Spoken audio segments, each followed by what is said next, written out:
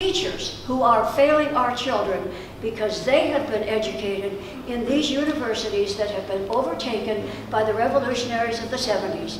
They're still here. I know their names. I know their faces. They are active. Now, can we do the one? Yes, we can. But we have to work awfully hard in being that minority crazy one that will go to our legislator and mainly our governor, because it is governors. Remember, education is locally controlled. We've given away our right at the local level because we are so stupid that we are being allowed and giving away our schools because it's our property, taxpayers, that control our schools.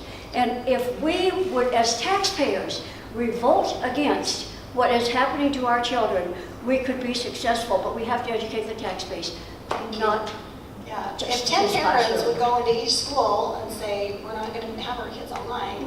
You can stop it, but it's school by school, district by district. It's actually choice. And Utah, I'm just going to give you the last. Barbara's going to shut us down. Well, Utah. Let me just end really quick. I want to share one last story about charter schools. A friend of mine contacted me on Facebook the other day and said my kids attend American Preparatory Academy, and I just announced to parents that, which is a conservative charter, and the school's going to start using a Bill Gates funded behavioral tracking system. That's my school. That was you.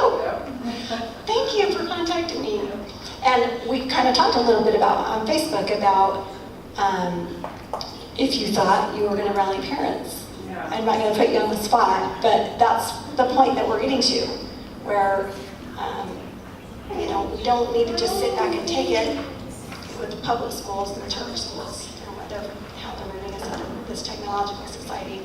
And the other thing I would add to that is we need to keep talking to our conservative legislators and expressing our concerns as parents that we don't want our children being made currency for the 21st century economy. So how do we raise our children and grandchildren away from this system? Is it as simple as what you're trying to do?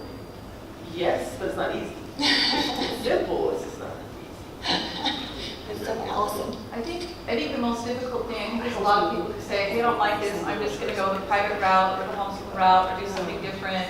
Or because I've done that, legislators are telling them, you can't talk about this anymore because your kids aren't in public school anymore or something like that. And yet all of my kids' choices, getting into college, resumes, profiles, assessments, all of their choices are also limited. Like I said, there's these little kind of gatekeeper things along the way that make sure that everybody has to go through this same funnel.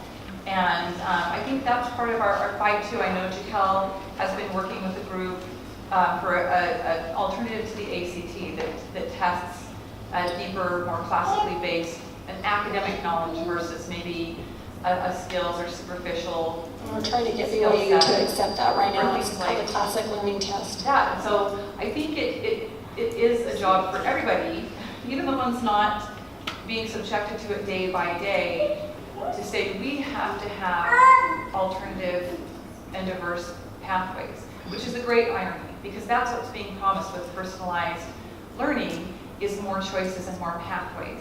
And really, it's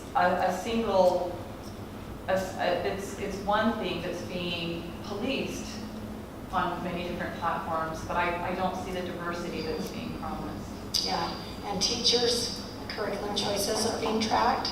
Students, what the software they're taking, the software companies know.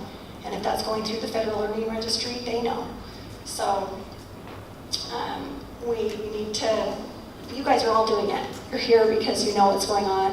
And I would just encourage you to leave today and go tell one other person what's happening with digital learning in the state of Utah. And thank you for being here.